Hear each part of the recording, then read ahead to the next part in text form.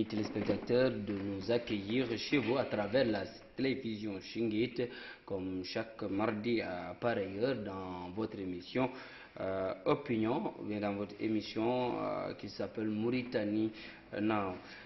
Aujourd'hui, nous avons l'honneur et le privilège d'accueillir sur ce plateau M. Alassane Hamadi Assoma Ba, d'Ibalas, le président du PMC Arc-en-Ciel. Si je ne me trompe, M. Ba, bonsoir. Tout à fait. Bonsoir, M. Gaye. Avant de rentrer dans le vif du sujet, je m'en vais présenter mon invité. M. Alassane Hamadi Somaba est originaire de Seili Babi. Il a suivi ses études primaires avant d'aller d'effectuer une formation d'enseignant à l'école normale des institutions de Nouakchott de 1966 à 1970, si je ne me trompe. Tout à fait. Il enseignant successivement à Seili Babi, Kankossa et Nouakchott. Il se glorifie aujourd'hui de pouvoir citer parmi ses anciens élèves une multitude de hauts cadres, parmi lesquels des ministres, des anciens ministres du gouvernement de transition, des médecins, des officiers supérieurs de l'armée. Je pense que je suis fidèle par rapport à tout ce que vous avez fait. Jusqu'à présent. Oui. Aujourd'hui, quel sentiment ça vous fait? Oui, d'abord, je vous remercie au nom du PMC Arc-en-Ciel et à mon nom personnel de nous redonner l'occasion de nous adresser à vos téléspectateurs, c'est-à-dire à l'ensemble des Mauritaniens de l'intérieur comme de l'extérieur. C'est important pour un homme politique. Ça nous va droit au cœur, ça nous fait plaisir, nous vous remercions pour cela. Dans votre présentation de départ, je m'en vais corriger un peu, une toute petite erreur. Je ne suis pas originaire de Seili Babi, je suis natif de Seili Babi. Vous êtes originaire Je suis originaire de Aérembar, Aérégoléré, Sénobousobé. Mais je suis natif de Seili Babi. Merci. Natif de Seili Babi, on revient toujours rentrer dans la vie de l'homme avant de rentrer dans des questions du jour. Vous avez dirigé le collectif des opérateurs économiques victimes des événements de 1989. Tout à fait. Aujourd'hui, on n'entend pas parler de ça. Oui, c'est-à-dire le collectif des opérateurs économiques victimes des événements de 89, en abrégé COPECO 89, RIM, était né surtout à la période où le passif humanitaire était sur la sellette et des personnalités de ce pays étaient désignées pour le piloter et pour trouver des solutions. Il s'est trouvé que cette équipe-là n'avait pas du tout accepté de nous d'inclure les opérateurs économiques. Quelle équipe, pour être clair? Non, l'équipe, on sait très bien, c'était le général Dia qui était chargé. Qui n'a pas réussi sa mission, vous voulez dire? Non, je ne dis pas qu'il n'a pas réussi sa mission. En tout cas, pour ce qui nous concerne, nous, opérateurs économiques, il nous a mis complètement sur la touche, il nous avait oubliés royalement, et puis ça avait découragé beaucoup de nos militants qui ne croyaient pas, qui sont des victimes, mais qui ne croyaient pas qu'on allait en fin de compte rentrer dans nos droits. Mais comme moi je suis dur à cuire et je n'abdique pas, j'ai essayé de trouver une autre forme de revendication pour faire entendre la voix des opérateurs économiques par la voie politique. Et ça a bien marché parce que, vous le savez très bien, tout le monde avait dit, les autorités avaient dit, tout le monde avait dit que le passif humanitaire c'était clos, c'était réglé, on n'en parle plus. Mais vous savez très bien qu'au dialogue,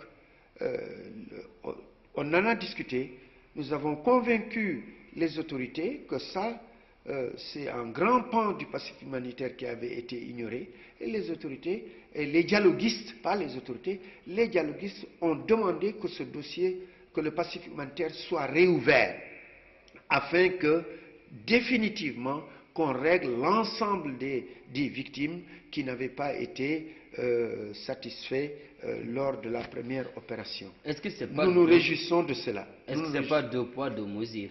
Dans la mesure où aujourd'hui, le gouvernement, en ce qui le concerne, le dossier est clos. Quand vous revez, est-ce que ce n'est pas pour essayer de masquer? Non, le dossier, le gouvernement... Par rapport à vous, vous avez dit que l'État vous doit 700 millions. Doumbouya. Non. Vous avez dit ça dans une émission non, de je vous télévision. ai dit, d'abord, le gouvernement, au début, c'est pas parce que je veux le défendre, il avait estimé que le dossier était clos, parce que certainement, ceux qui s'occupaient du dossier, ceux qui géraient le dossier, lui avaient fait comprendre, lui avaient fait entendre que toutes les victimes leur dossier était réglé. Mais vous, en ce qui vous concerne, en tant qu'un homme politique qui côtoie les populations, est-ce que selon vous, le dossier est clos? Non, le dossier, il vient d'être réouvert officiellement par le biais du dialogue. Ça, c'est un grand acquis au niveau du dialogue. Parce que pour ramener la paix dans les cœurs de toutes ces victimes, ce passif humanitaire qui est une épine dans la conscience de tous les Mauritaniens, pour le dépasser, il faut solutionner ce passif humanitaire.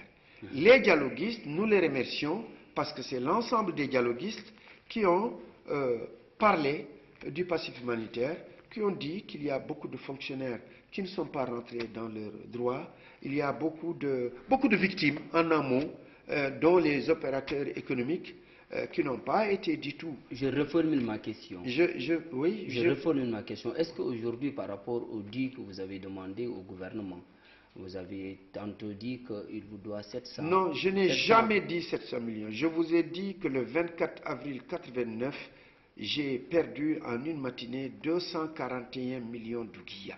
Ça, c'est naturellement le 24 avril 1989. Demandé aux financiers, moi j'étais un homme d'affaires, ça a provoqué un manque à gagner. Et voilà que ça fait 28 ans.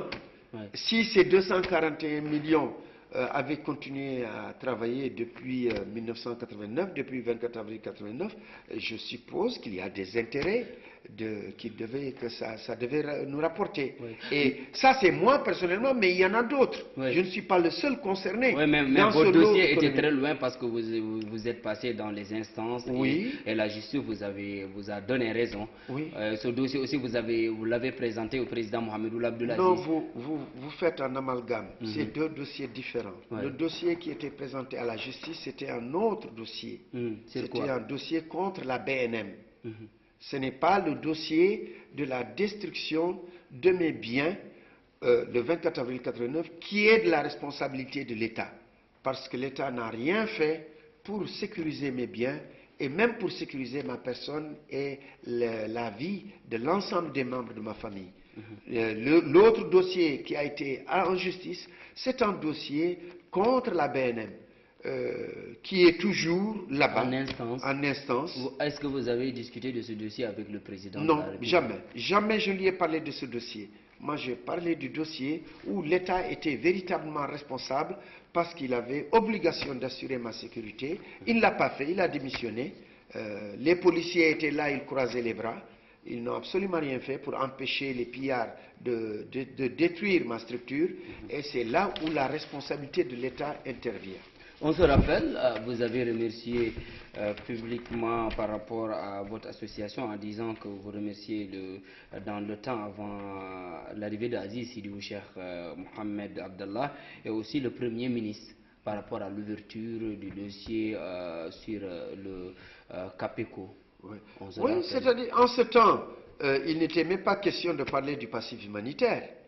Mais c'est quand le président Sidi avait pris fonction et qu'avec son gouvernement, la dynamique de règlement de ce dossier de passif humanitaire avait été lancée et naturellement, je me devais en ce temps de remercier les autorités qui avaient eu cette bonne volonté-là. Et je continue à les remercier parce que c'est grâce à ces autorités que ça a bougé d'une ligne et que ça continue à bouger aujourd'hui.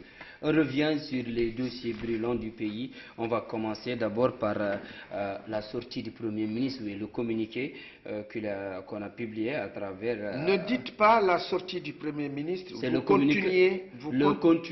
C'est le contenu quand même. Non, vous continuez à tomber dans l'erreur. Dites la prétendue sortie du Premier ministre. La prétendue sortie du Premier ministre, merci. L'État mauritanien aurait délibérément délaissé la zone du Valais du fleuve Sénégal, le sud, selon les informations fuité lors d'un échange entre le Premier ministre Yahya Ould Hadamine et ses conseillers. Moi, je considère que ça s'est dépassé. Non, Totalement... mais c'est un dossier latent. Comment C'est dépassé quand un Premier ministre tient ses propos dans une société très divisée. Non, non, non, exactement. Il n'a pas tenu ses propos. S'il avait tenu ses propos, je serais le premier à me dresser contre ses propos, à le combattre. Et à combattre tous ceux qui encouragent cet esprit. Mais quand ce bruit mal intentionné a circulé, naturellement, ça a choqué plus d'un. Ça a créé une confusion totale, aussi bien ici à l'intérieur qu'à l'extérieur du pays. Ouais. Et ça a mis tout le pays en ébullition, toute la vallée en ébullition. C'est en ce moment que l'ensemble des sympathisants de Arc-en-Ciel, des militants d'Arc-en-Ciel et les autres Mauritaniens qui savent, qui déjà connaissent sur ce plan la sincérité du PMC Arc-en-Ciel, son courage politique, ces gens se sont étonnés que Arc-en-Ciel n'ait rien dit. Ils nous ont pratiquement obligés à sortir une déclaration pour condamner les déclarations. Vous avez sorti une communication? Non, pour les gens, les Mauritaniens étaient assoiffés, ils attendaient notre déclaration parce que Dieu merci, nos déclarations sont fondées. Nos déclarations rassurent les Mauritaniens parce que c'est la vérité. Les Mauritaniens, pour sortir de ce cafouillage, voulaient entendre quelle est la position d'Arc-en-Ciel par rapport... Mais en si peu de temps, Arc-en-Ciel ne peut pas prétendre être la voix des Mauritaniens. Je ne dis pas parce que vous n'avez pas de conseiller, vous n'avez pas de député. Je ne dis pas que je suis la voix des Mauritaniens, je ne dis pas que Arc-en-Ciel, mais Dieu merci, c'est vous, les médias, qui nous avez donné cette aura. Mais aussi les médias que vous avez contredit en disant que ces médias-là, ils ne sont pas sérieux par rapport vraiment à leur publication. Donc j'arrive, s'il vous plaît, j'arrive. Vous aurez constaté déjà qu'il y a un grand changement, que M. Balas est très calme maintenant, il s'assagit sur ce plan, parce que chaque jour, un homme doit tirer des leçons. Je remercie les camarades, les militants, qui me font des critiques. Vous aurez l'occasion de le faire parce que le temps, on a des dossiers qui sont là qu'on doit anticiper. Vous aurez l'occasion. Qui me font des critiques pour me dire que j'élève trop la voix, que je gesticule beaucoup. Donc je vais me rectifier parce que je prends en considération leurs critiques qui sont constructives. Je reviens à la question. Quand tout le monde nous a demandé de faire une déclaration, on a dit non, on ne fait pas une déclaration sur la base des prétendus, sur la base des affabulations. Quand on voit que le texte lui-même, la dépêche elle-même, elle est écrite au conditionnel, ça nous a créé du doute. On a préféré alors, comme toujours, aller à la source, puiser à la source pour connaître réellement ce qui s'est passé. Et j'ai demandé à rencontrer le Premier ministre, qui a accepté. Je le remercie pour cela. C'est normal. On est dans un contexte où aujourd'hui, vraiment, on a des... C'était pour la première fois que j'avais demandé à le rencontrer. Et beaucoup de gens demandent à rencontrer les autorités supérieures de l'État. La liste est longue, la liste d'attente. Et si moi j'ai demandé en jeudi, en vendredi on me dit que le Premier ministre vous recevra lundi, ça mérite quand même des remerciements. Parce que vous faites partie d'une des cartes sûres du référendum. Oui, donc quand j'ai rencontré le Premier ministre, ça a été très facile. Il m'a prouvé avec des preuves, il m'a montré que c'est une affabulation. Et jusqu'à même me dire d'où ça vient et voir l'information d'abord, comment la dépêche, comment elle a été écrite au conditionnel, et pourquoi c'est le site Al-Akhbar qui est bilingue, qui est arabe et français, ne l'a sorti qu'en français. Il ne l'a pas sorti en arabe. Attention, je commence à élever la voix. Donc le site Al-Akhbar l'a sorti qu'en français, il ne l'a pas sorti en arabe. Ça c'est déjà louche, c'est déjà suspect. Et le Premier ministre a dit également, attention, je ne suis pas là pour faire l'avocat du Premier ministre, mais je rapporte ce qu'il m'a dit.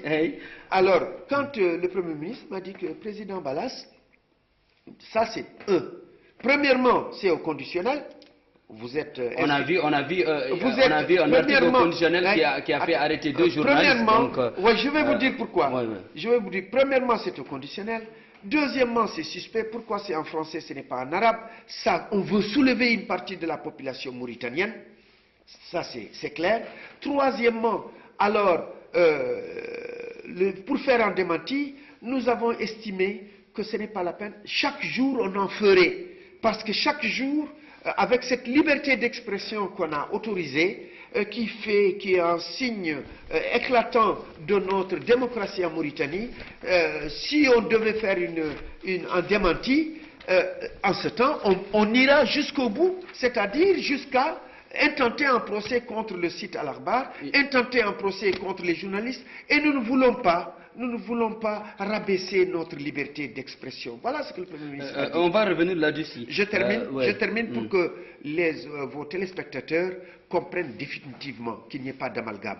Il dit voilà. Donc, on n'a pas voulu faire un démenti. On n'a pas voulu faire un démenti parce qu'on sait que la vérité se saura. La vérité se saura. Et il m'a même dit, j'ai apprécié, il me dit, mais Président Balas, si vous devriez faire des démentis sur tout ce qu'on vous accuse, vous auriez passé tout votre temps à faire des démentis. Et moi, tout ce qu'on dit que le Président Balas ceci, cela, vous auriez pu chaque jour faire des démentis. Quelquefois, il a été mon avocat, sans me connaître, il a été mon avocat dans certains milieux pour dire, écoutez, laissez ce Balas tranquille, ce que vous racontez n'existe pas, c'est faux, c'est archi faux. Bon, ça je le remercie pour cela. Donc, voilà la raison principale. Et il était certain qu'il ne l'a pas dit. Il était certain que la vérité finira toujours par triompher, par apparaître. C'est pourquoi il ne s'est pas pressé. Je reste toujours par rapport à ça, parce qu'il y a quand même des zones d'ombre par rapport même à l'énoncé, et aussi par rapport à ces affirmations. Aujourd'hui, croyez-vous que la vallée n'est pas délaissée? La vallée du fleuve Sénégal. Je vais m'expliquer. Par rapport à... Vous avez juste vu le Premier ministre. Pourquoi Balas n'est pas parti voir l'Akhbar? Demander le pourquoi ils ont publié cet article. Non, c'est-à-dire aujourd'hui quand on doit entendre les deux parties. Oui. Parce qu'aujourd'hui vous avez seulement accepté... El-Akhbar a été entendu. El-Akhbar a été entendu. Aussi le Premier ministre, il a des conseillers en communication. Monsieur Gaye, s'il vous plaît, El-Akhbar a été entendu. Donc j'ai la version de El-Akhbar. Ce qui restait au PMC, et attention, ce n'est pas moi encore qui suis parti. J'ai eu une injonction de mon bureau exécutif. C'est le bureau exécutif qui a convoqué une session extraordinaire, qui a dit au président, rentrez en contact avec le Premier ministre. On aime la quiétude, on aime le calme, ça s'agite dans le pays, ça s'agite à l'extérieur. Il y a énormément d'audio qui circulent, des vatanguéristes qui sont en train... Ça, ce n'est pas bon. Donc, allez-y voir le Premier ministre, demandez-lui si cette information est juste. Vous êtes parti à quel titre? Je suis parti au titre du président du PMC Arc-en-Ciel. Est-ce qu'aujourd'hui vous n'êtes pas l'avocat du Premier ministre? À vous entendre parler, vous avez défendu seulement le Premier ministre bec et ongle. Je ne suis pas l'avocat du Premier ministre. À vous entendre parler, vraiment... je n'ai pas démenti. Je suis l'avocat de la vérité. Je suis l'avocat de l'objectivité. Je suis l'avocat de la tranquillité des Mauritaniens. Est-ce qu'on peut avoir une tranquillité sans justice? Non, je suis l'avocat... Est-ce qu'on peut avoir une tranquillité sans justice? La justice, c'est un gros mot, mon cher ami. La justice, où est-ce qu'elle existe sur cette terre, sur cette planète? Où est-ce que la justice existe? Mais je constate quand même que notre pouvoir, notre gouvernement est en train de faire des efforts, et ça fait partie des résultats du dialogue, pour avoir d'abord un état de droit, un état démocratique, une justice indépendante. Ça, c'est une des recettes principales du dialogue. Donnons le temps.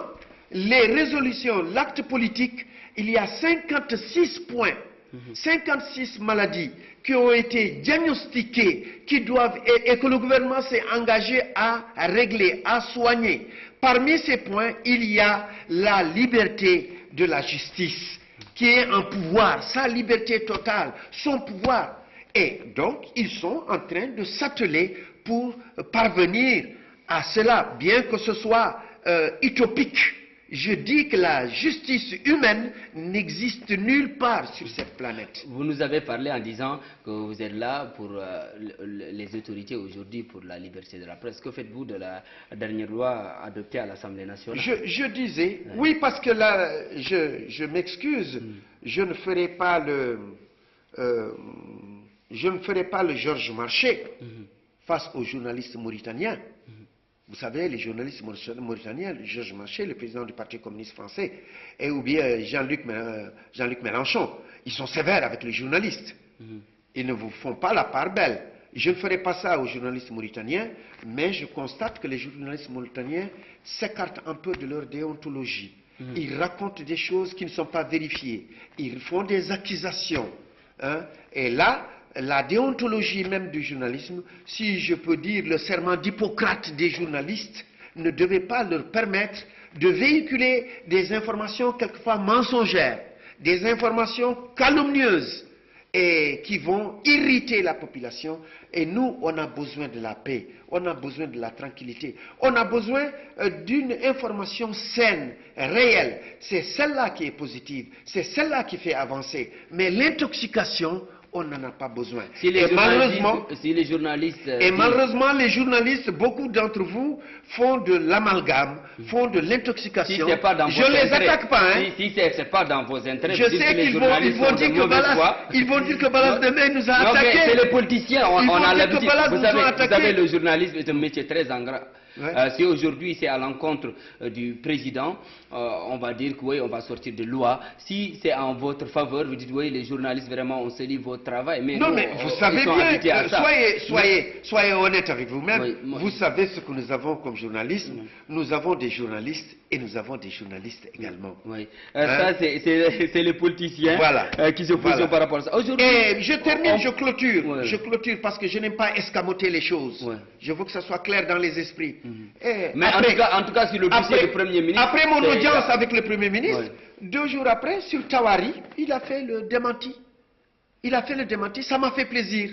Pourquoi vous croyez il n'a pas fait le démenti à Al-Akhbar Mais il n'a pas, parce qu'à Al-Akhbar, il se serait attaqué à Al-Akhbar. Ce qu'il aurait dû faire à l'Akhbar, c'est de porter plainte, de traduire l'Akhbar au tribunal. Pour montrer qu'à l'Akhbar, ce qu'ils disent, ce n'est pas vérifié. Mais l'Akhbar est resté net sur sa position. Non. Donc aujourd'hui, même s'il l'Akhbar n'avait qu'à renchérir alors. Lorsque Arc-en-Ciel a fait un démenti au nom du Premier ministre. Mais ils ne vont pas attendre la voix d'Arc-en-Ciel, mais la voix du Premier ministre qui est interpellé. Et lorsque le Premier ministre, 2 jours après, a fait son démenti sur Tawari, Al-Akhbar n'avait qu'à renchérir, comme font les journaux américains, comme fait le Canard enchaîné. Il n'a qu'à sortir une preuve supplémentaire. Mais non, ils se sont tus. Il n'avait qu'à faire comme Canard enchaîné, qui lance une information, si l'intéressé est démenti, le lendemain, il sort encore une petite information qui enfonce le clou. Le surlendemain, il en faut une autre. Al-Akhbar s'est tu après le démenti du Premier ministre et après le démenti que lui a fait également Arc-en-Ciel. Al-Akhbar s'est tu. Et je sais pourquoi, je remercie la grandeur, je félicite la grandeur du Premier ministre, qui n'a pas voulu traîner Al-Akhbar en justice. Mais quand même, un Premier ministre qui tient ses propos, c'est vraiment... décidément, jusqu'à présent, vous n'êtes pas convaincu. Je vous dis que le Premier ministre n'a pas tenu ses propos, M. Gaye. Oui, vous êtes l'avocat du Premier ministre. Bon, tant pis, je suis l'avocat de la vérité. Je suis l'avocat de la vérité. Je vais revenir encore à M. Balas. On vous voyait un peu là où il y a des problèmes, on vous voit. Oui. On vous a vu dans les terres du Brakna. Oui. On vous a vu avec le procès de Birandaoula. Oui. Un peu partout. Mais aujourd'hui, on voit un autre Balas qui a changé vraiment par rapport à ses propos. Si on entendait aujourd'hui juste les droits de l'homme sont en train de crier. On a vu que vous avez effectué beaucoup de voyages pour rendre visite à Biranda ou la Beit. Vous êtes même failli, si je me trompe, vous me le dites, même faire un partenariat pour qu'ils présentent sur votre récépissé du parti. Voyez les journalistes. Ce que je taxais aux autres journalistes, maintenant je vais le taxer directement contre Mamadou Baïdi Gaye. Vous êtes en train de faire de l'amalgame, monsieur Gaye. Ce que vous dites n'existe pas. Si ce n'est pas avéré, il faut... Non, ce n'est pas avéré, je vais vous le dire. C'est la fonction principale de faire un démenti. Je vais vous le dire.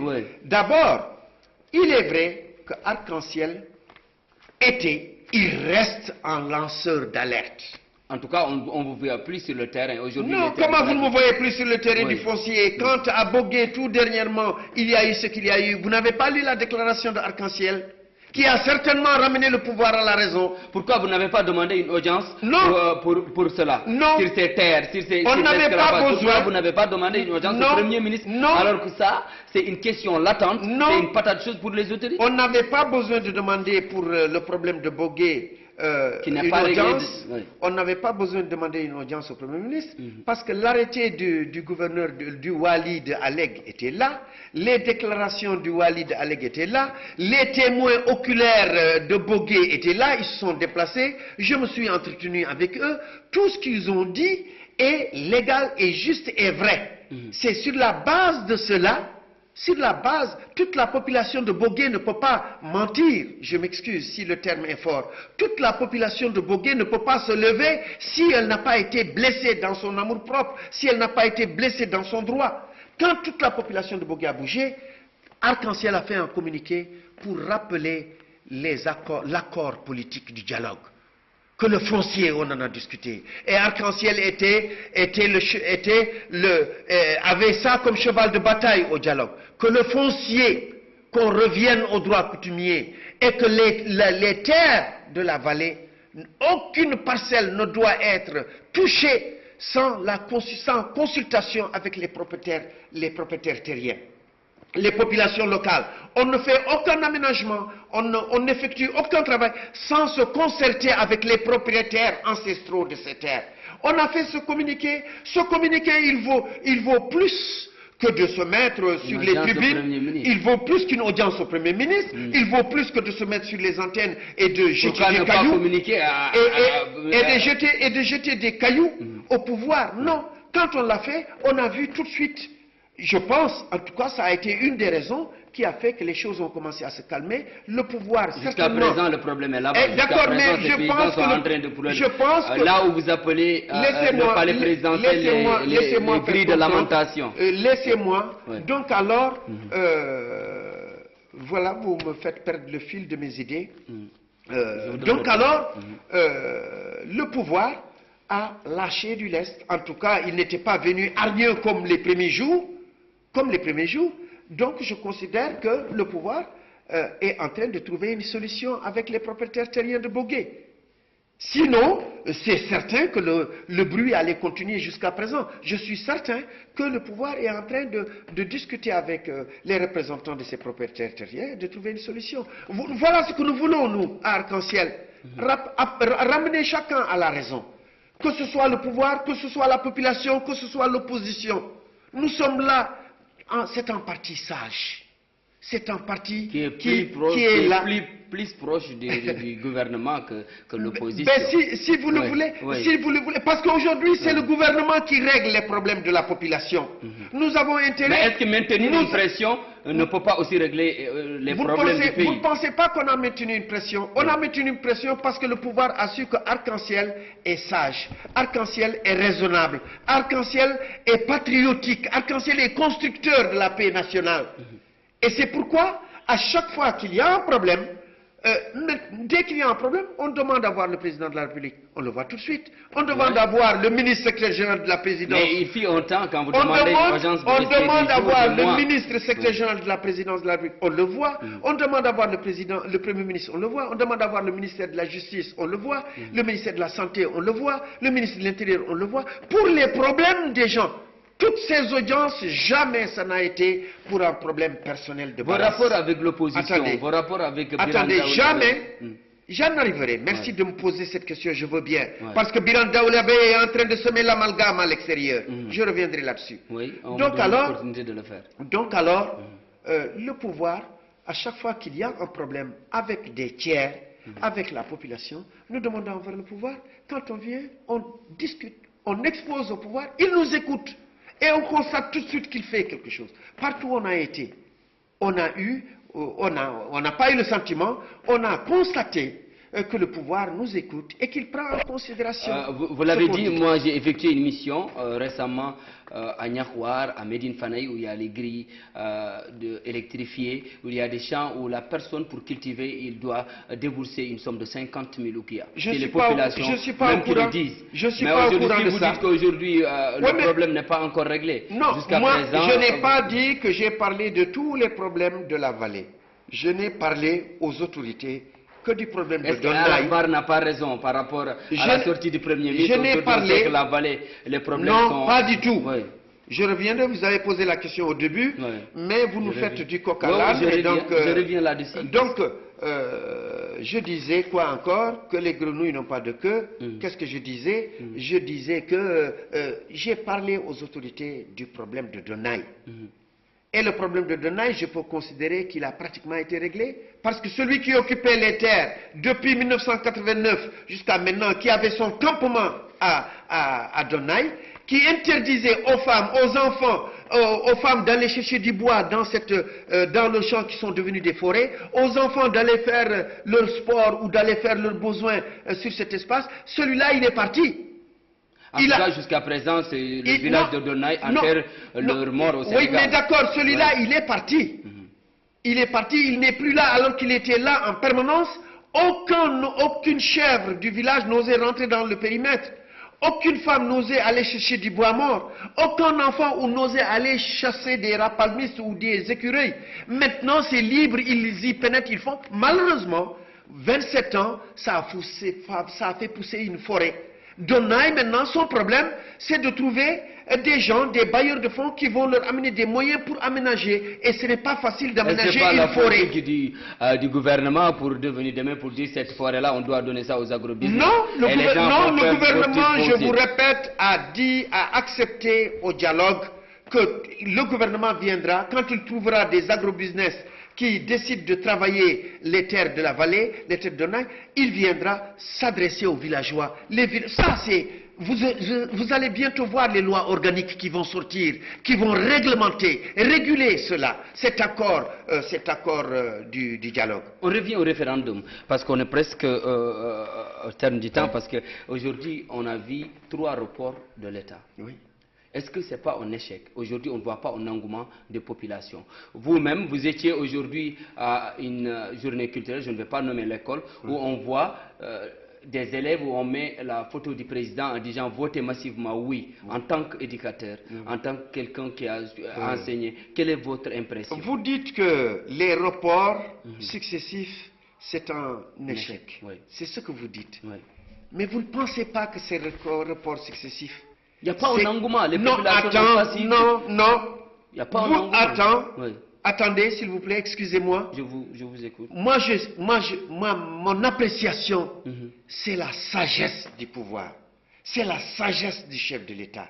Pour reculer, à chaque fois, reculer, pour permettre aux autres de revenir à la raison. Parce que les Mauritaniens, le référendum ne les intéresse pas. C'est tout bonnement ça. À chaque fois que le président a reporté, parce que c'est lui qui a les capacités, les pouvoirs de reporter, à chaque fois qu'il a reporté, d'abord, c'est parce que avec la commission de suivi, il a senti qu'il y avait nécessité de reporter. Et moi, j'estime que c'est une preuve de sagesse de sa part. En obligeant tous les fonctionnaires de s'inscrire. Ça, c'est vous qui le dites. Non, c'est une réalité. Moi, je ne sais pas. Ça, c'est vous qui le dites. Attention encore. Attention à ce que vous dites, les journalistes. Oui.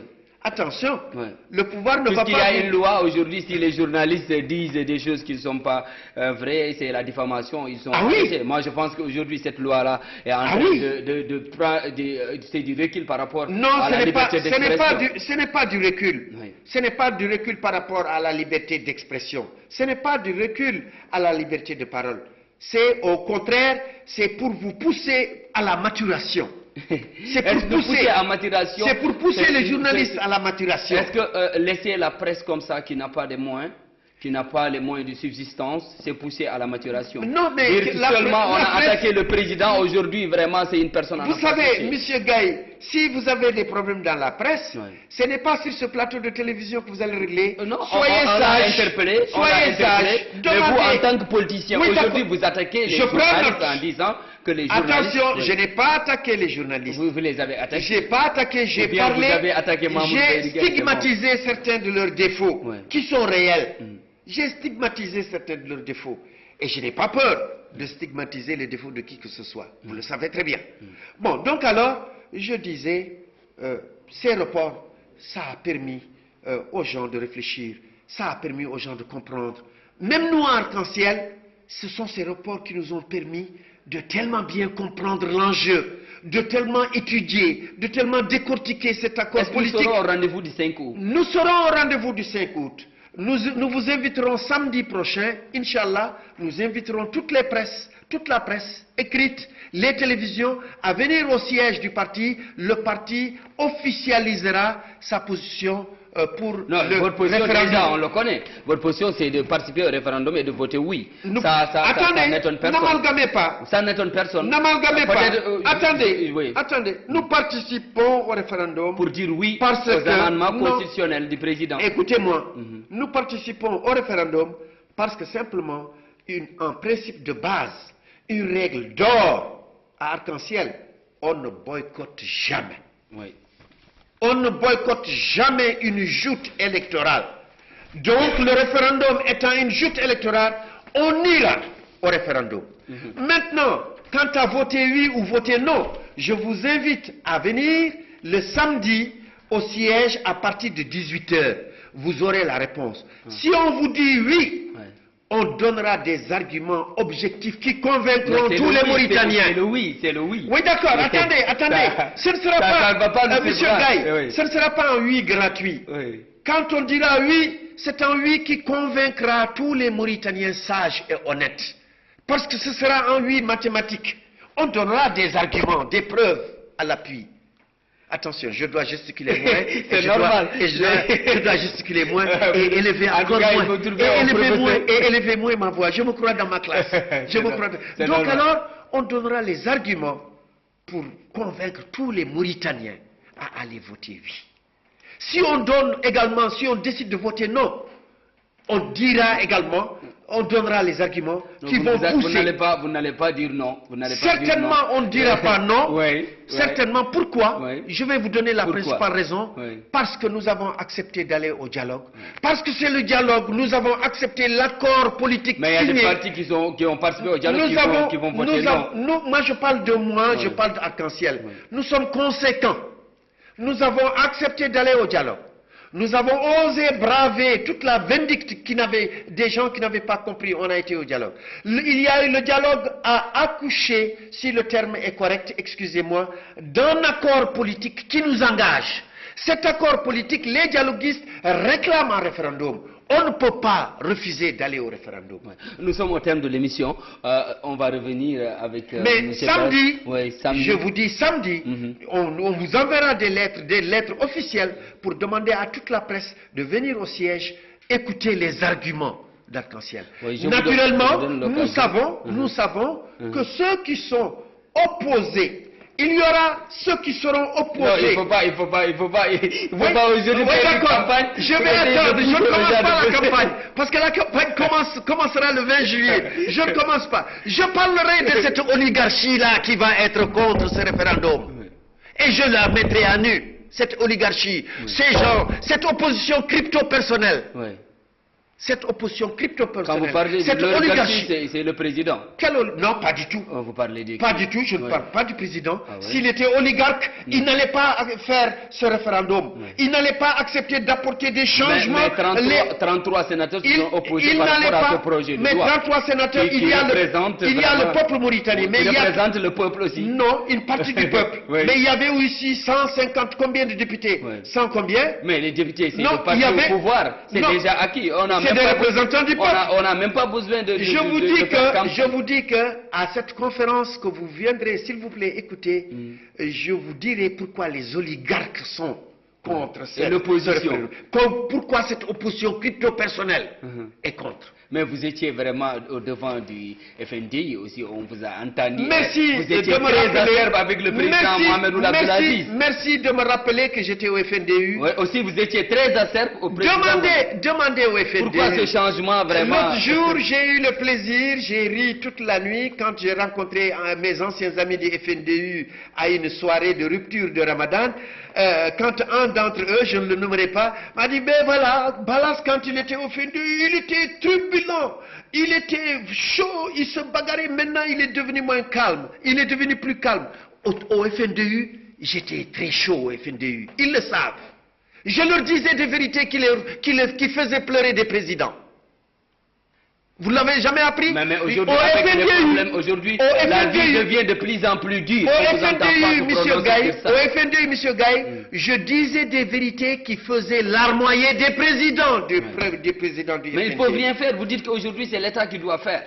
Mais parce que c'est l'État qui a le pouvoir. Oui, c'est l'État qui doit faire. C'est l'État qui doit faire le pouvoir. Mais je dis que l'État doit prendre en considération l'opposition. Nous sommes au terme de l'émission. L'État doit considérer aussi l'opposition. C'est ça qui fait la démocratie. C'est ça qui permettra à l'État de rectifier les choses, de ne pas aller... On aurait bien aimé aborder la diaspora par rapport parce que Biram, tu m'as parlé de Biram. Oui, et la diaspora aujourd'hui, c'est très tendu entre vous et la diaspora. Oui, exact. Depuis que j'ai sorti le communiqué l'avant le Premier ministre, la diaspora... En dénonçant les doubles nationalités, pourquoi aujourd'hui vous vous positionnez par rapport à ça? Parce que vous allez dénoncer, on dirait que double nationalité, c'est attendez, non. Oh, c'est triste.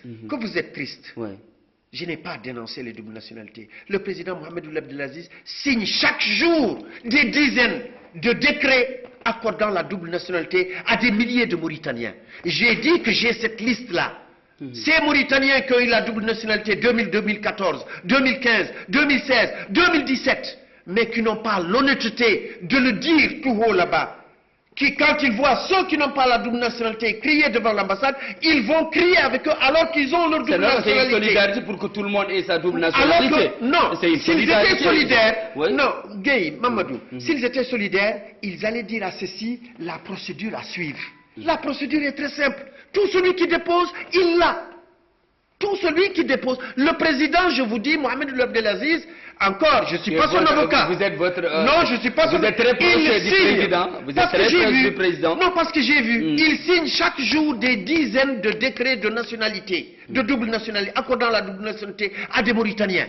J'ai la liste. Merci beaucoup, Monsieur Balas. Je m'excuse d'avoir élevé la voix. La prochaine fois, je ferai plus d'efforts encore pour diminuer le volume. Excusez-moi, s'il vous plaît. Merci beaucoup, Monsieur le Président. Merci de cette humilité. Merci aussi de nous accorder. Je sais que votre calendrier est très chargé, mais vous avez tenu à répondre à la télévision pour éclairer l'opinion. Merci beaucoup pour ça. Mais si vous voulez que j'éclaire l'opinion, rappelez-moi encore pour que je parle de Biram Daoulabey. On va en revenir. Je vais vous appeler, Inch'Allah, pour de la diaspora et aussi de Biram Daoulabey.